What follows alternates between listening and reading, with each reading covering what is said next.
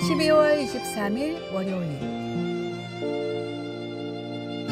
마지막 색연필.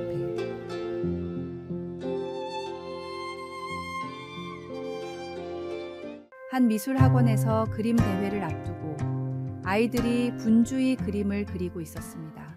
민수는 가장 비싼 색연필 세트를 가지고 있었지만 친구들에게 한 자루도 빌려주지 않았습니다. 옆자리에 지아는 낡은 색연필을 쓰고 있었는데 하늘을 칠하던 중 하늘색 연필이 너무 짧아져 더 이상 사용할 수 없게 되었습니다. 지아는 울먹이며 그림 그리기를 포기하려 했습니다. 그때 건너편에 앉아있던 준호가 다가와 말했습니다. 지아야, 내 하늘색 연필 써. 하지만 이게 내 마지막 하늘색 연필이잖아. 괜찮아. 난 구름을 그리면 되니까. 대회가 끝나고 결과가 발표되었습니다. 민수의 그림은 입상하지 못했지만 준호와 지아는 나란히 금상과 은상을 받았습니다. 심사위원은 이렇게 말했습니다. 준호의 하얀 구름과 지아의 파란 하늘이 정말 아름답게 어우러졌네요. 이 이야기는 단순한 그림 대회 이상을 보여줍니다.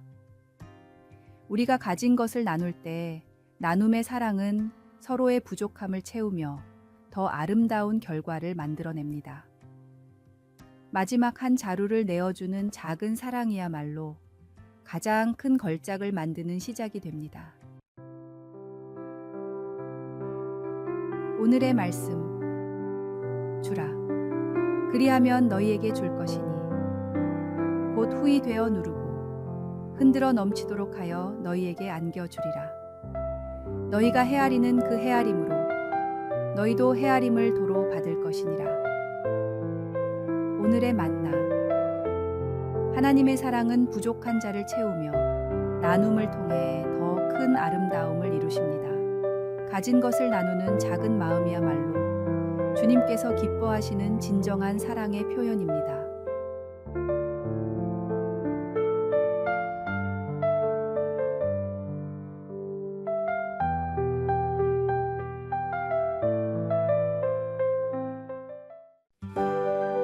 (12월 24일) 화요일.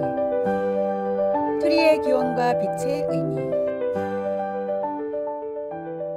크리스마스 이브에 마틴 루터는 깊은 숲속을 산책하고 있었습니다. 어둠이 짙게 드리운 숲에서 그는 한 나무가 찬란하게 빛나는 모습을 발견했습니다. 그것은 평범한 전나무였습니다.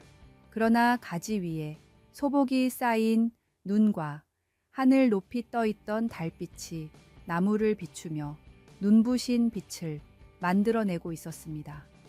루터는 그 순간 깊은 깨달음을 얻었습니다. 우리 인간도 저 전나무와 같다. 스스로는 초라하고 나약한 존재이지만 예수님이라는 밝은 빛을 받으면 세상에 아름다운 빛을 비추는 존재가 될 수 있구나. 루터는 이 가르침을 사람들에게 전하기 위해 자신의 거실에 전나무를 가져다 놓았습니다. 나무를 장식해 빛을 내게 한 후 찾아오는 사람들에게 이 깨달음을 전했습니다.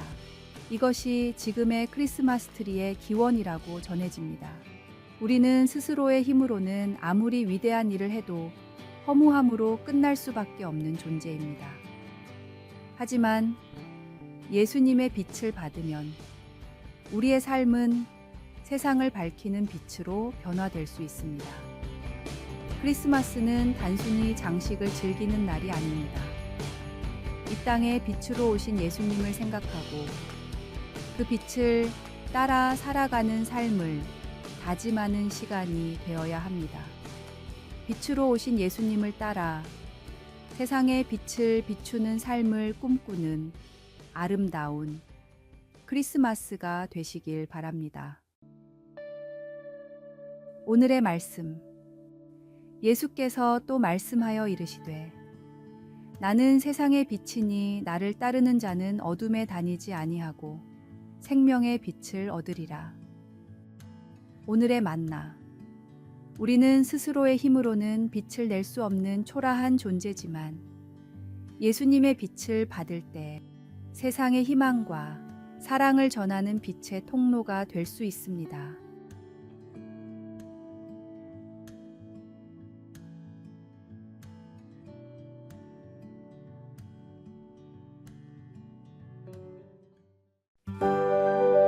(12월 25일) 수요일 크리스마스의 기적.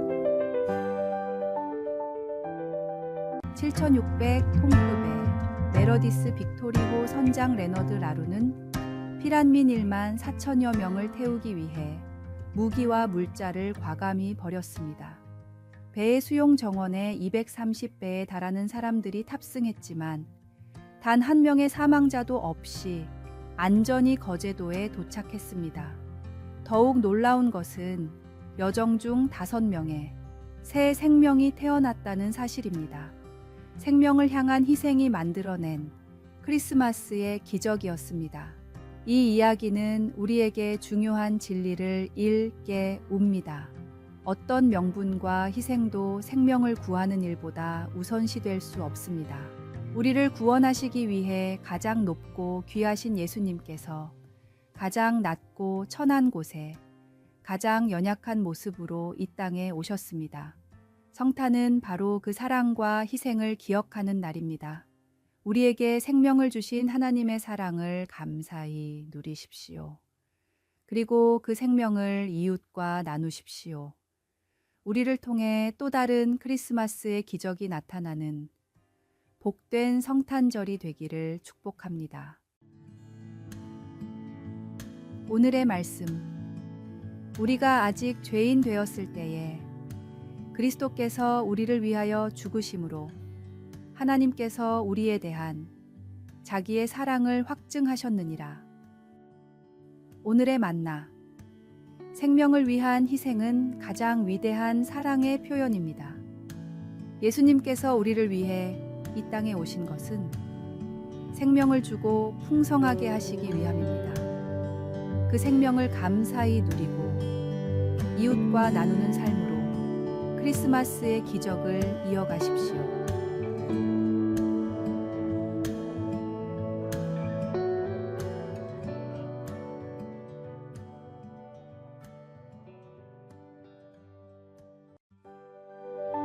(12월 26일) 목요일 거북이의 경주.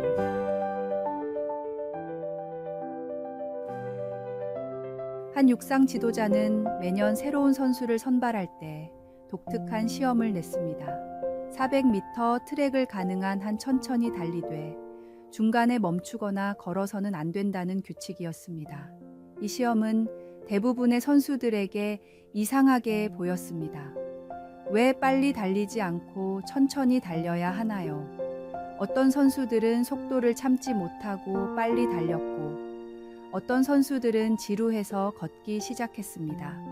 그런데 한 소녀는 거북이처럼 느리지만 일정한 속도로 달렸습니다. 다른 선수들이 웃고 놀려도 개의치 않고 끝까지 자신의 페이스를 유지했습니다. 지도자는 그 소년을 선발하며 말했습니다.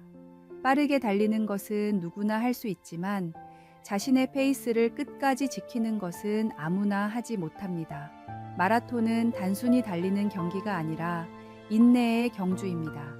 그 소년은 후에 올림픽 마라톤 메달리스트가 되었습니다.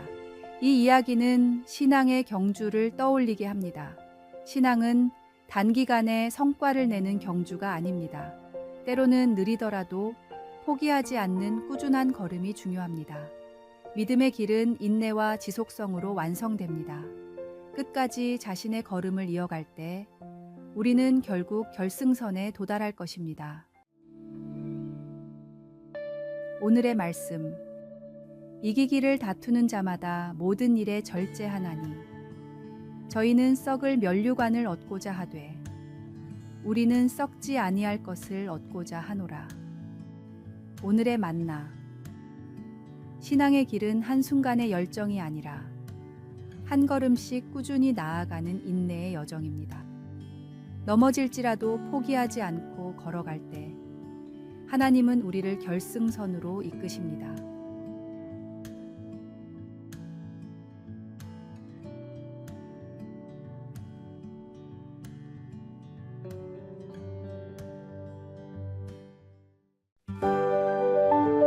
(12월 27일) 금요일 믿음의 선율.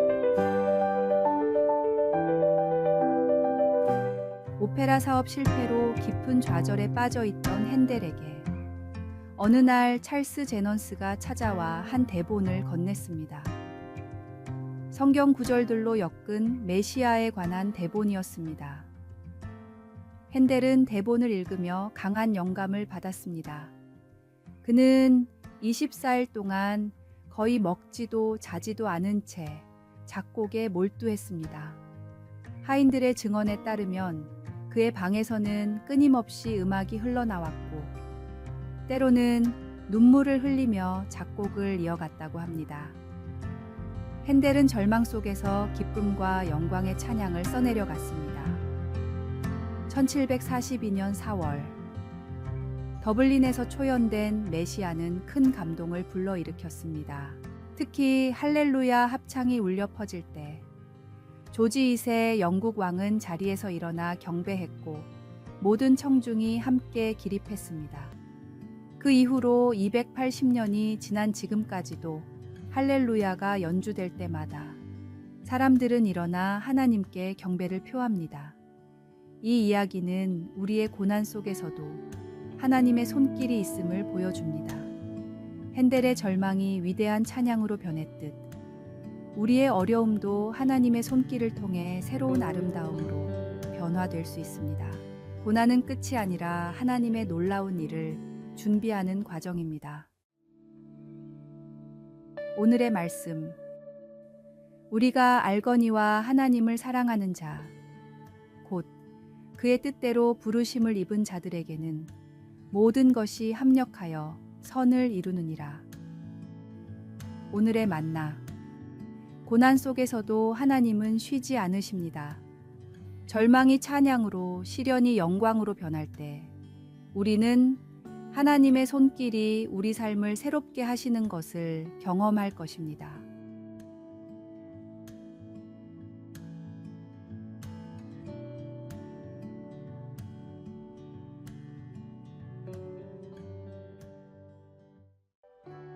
아래의 빨간색 글자 구독을 누르시어 더 많은 전도의 열매를 맺으시기를 기도합니다.